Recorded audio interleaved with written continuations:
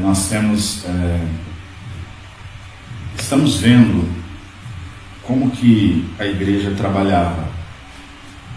Enquanto vocês pensam aí na participação, essa semana eu fiquei bastante indignado comigo mesmo.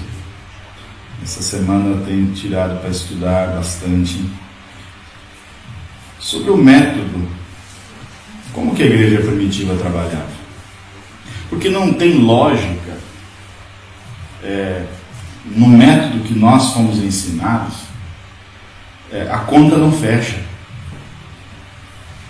Não fecha porque a igreja primitiva começa com 12 apóstolos, 11, né? Porque um tinha se enforcado. Começa com 11 apóstolos. Desses 11, eles vão vir a 120 no cenáculo. 120 pessoas estão reunidas ali. Desses 120, na primeira reunião pública, movida pelo Espírito Santo, 3.000 pessoas são batizadas. Passam-se alguns dias, você vai chegar em Atos capítulo 3 e capítulo 4. A partir da cura daquele aleijado, vai criar-se um reboliço tão grande no meio religioso. Eu falei muito sobre isso lá em Juquiá, porque a igreja primitiva, eles iam lá na sinagoga dos judeus. Eles assentavam ali e lá dentro eles estavam pregando a mensagem de Cristo. Isso causou reboliço. Eles já ficam bravos e a gente está postando no nosso canal. Não estamos invadindo o canal de ninguém, nós estamos publicando o nosso. Imagina a igreja primitiva que ia lá dentro da sinagoga dos judeus falar contra o judaísmo. É difícil, né?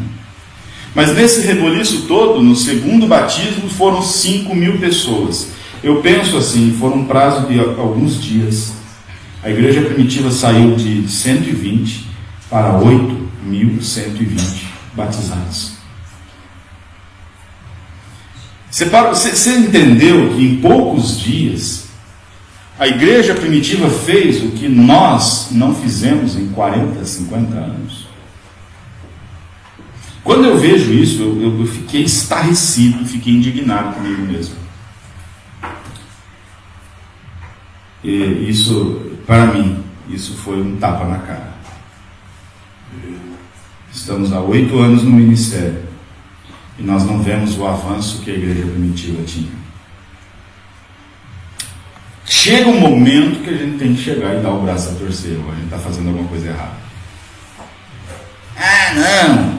É porque a doutrina é rígida. A doutrina da igreja primitiva era liberal? Sim ou não? Não. A igreja primitiva era a mesma sã doutrina.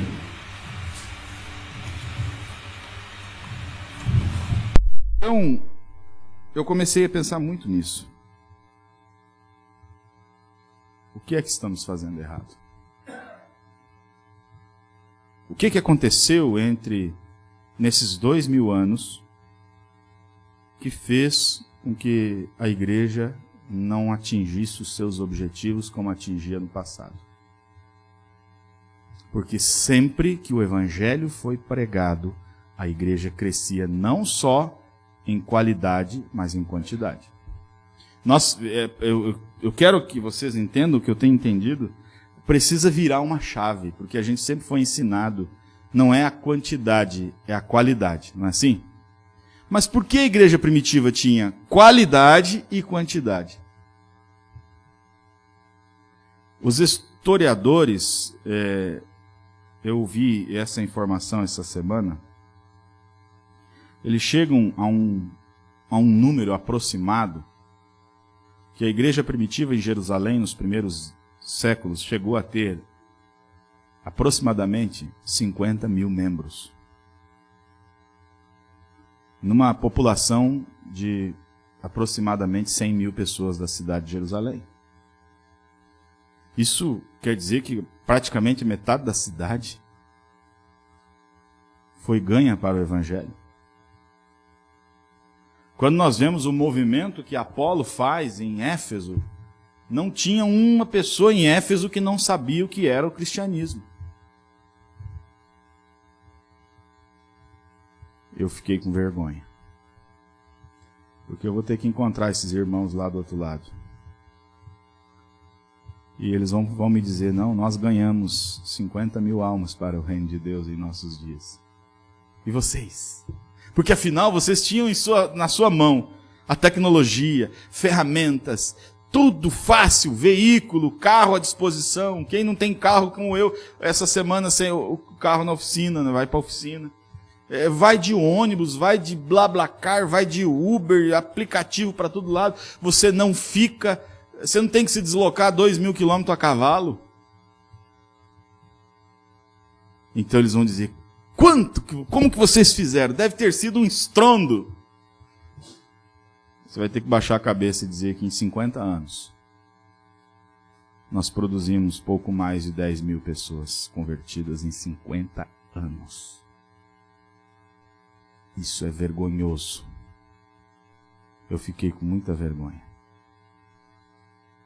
Isso é vergonhoso para nós todos.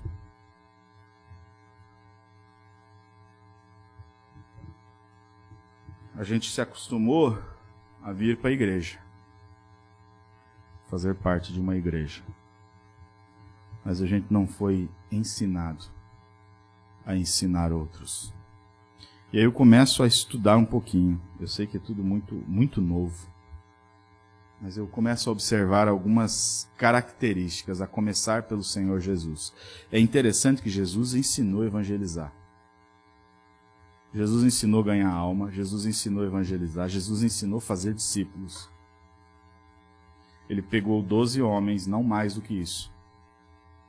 Porque eu vejo que quanto maior o grupo, mais dificuldade tem para se ensinar. Uma coisa interessante. 50 mil membros. O livro de Atos vai dizer que não havia entre eles nenhum irmão necessitado. Para afirmar isso com tanta convicção, com tanta certeza, uma igreja que não tinha um salão para se reunir. Uma igreja de 50 mil pessoas. E eles afirmar com toda a convicção, não tinha entre eles ninguém que passasse necessidade. Qual era o método? Qual era o controle que eles tinham? Como é que eles conseguiriam controlar isso? Uma igreja de 200, a gente já vê muita gente que às vezes passa necessidade e o pastor nem está sabendo. Ou às vezes precisa de algo e a igreja não dispõe. Como que eles faziam? Já parou para pensar nisso? Eu fiquei pensando essa semana. Eu comecei a observar Jesus. Jesus tratava com grandes multidões. Sim ou não? Ele multiplicou os peixes, o pão e o peixe aquela vez. A Bíblia relata 5.000. Não contava mulher e criança. Então tinha muito mais. 5.000 homens. Era uma grande multidão. O Evangelho de Marcos relata que, nos primeiros capítulos, que Jesus vivia se escondendo, porque ele não podia sair em público, que as multidões se aglomeravam. Todavia, ele vai pegar 12 homens, e esses 12 ele vai transferir a informação do que é o reino de Deus, de maneira mais profunda. Ele contava uma parábola diante da multidão. A multidão ia embora, ficava só os 12, ele explicava essa parábola para os 12. Concordam com isso? Mas aí, desses 12, ele escolheu 3. A Bíblia não dá muitos detalhes, mas a gente percebe que esses 3 parece que tinham uma intimidade maior. Ele vai para o Monte da Transfiguração, ele leva Pedro, Tiago e João.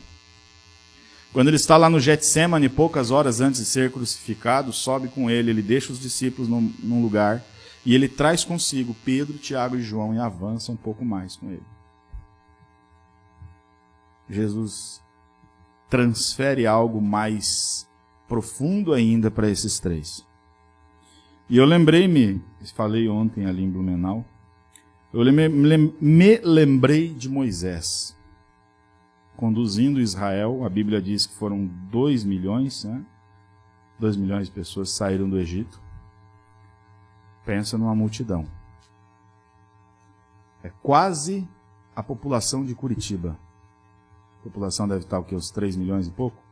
Vamos pôr aí a metade da população de Curitiba.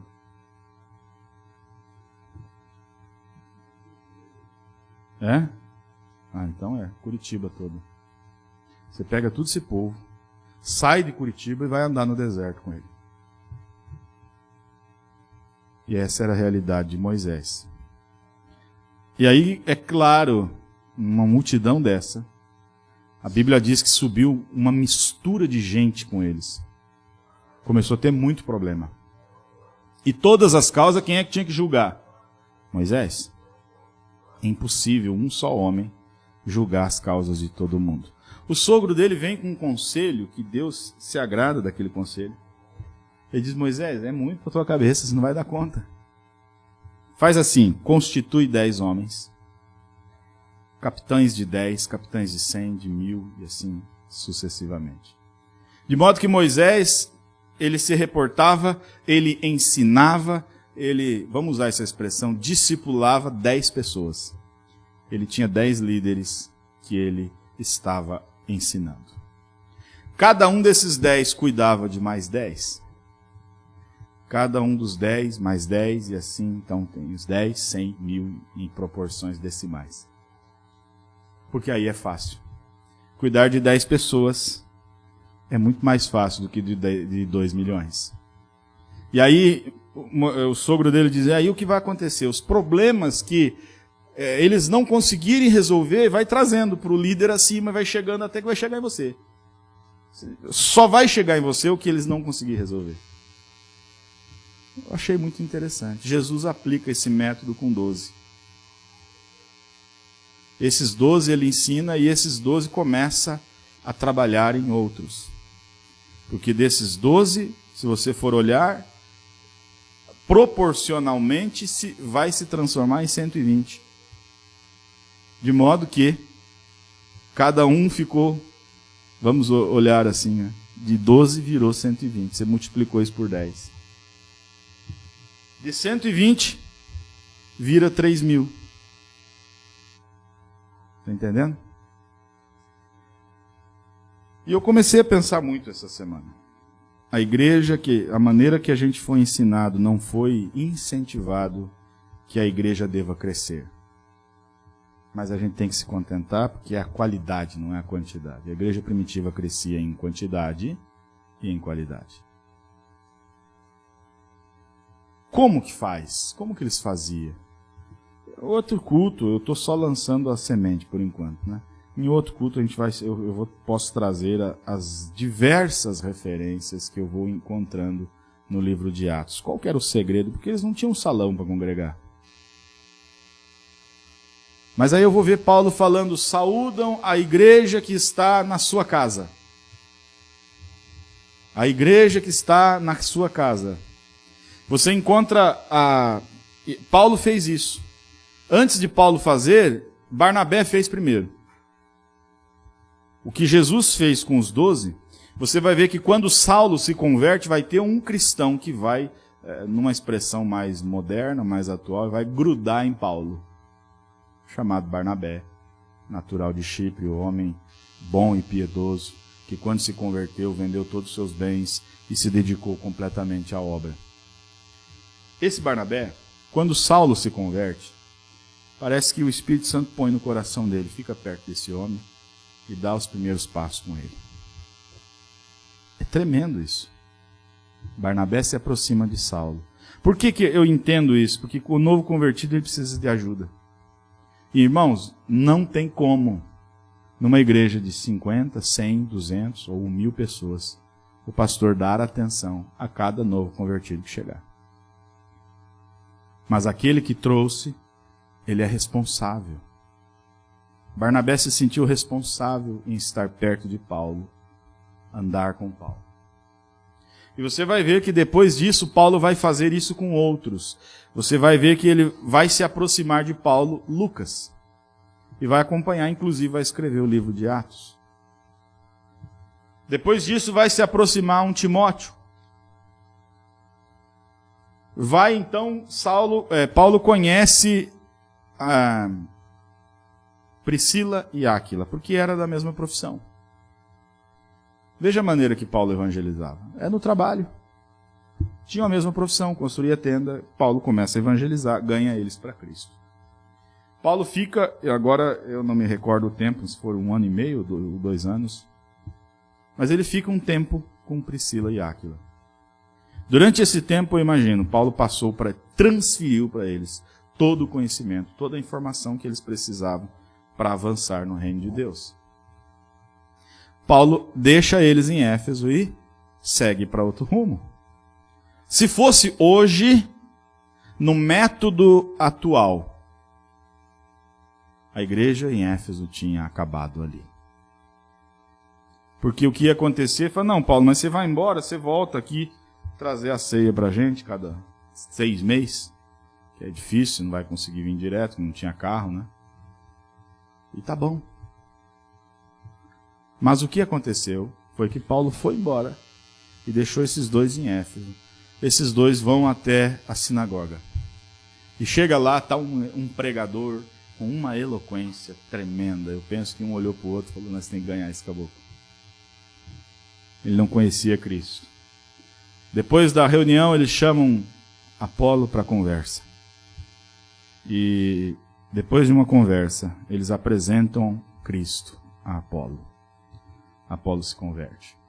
Provavelmente o que Paulo fez com eles fazem com Apolo. O fato é que, depois que eles fizeram isso, Apolo fez um estrago, né? Um bom estrago. Né? E Apolo evangelizou a cidade de Éfeso inteira, ganhando a muitas pessoas para o reino de Deus. E a gente vai vendo isso, que a igreja crescia e se multiplicava sem ter um salão para se reunir, sem ter essa pressão que existe. Tem que ter uma chave, um segredo aí. E eu começo a ver isso.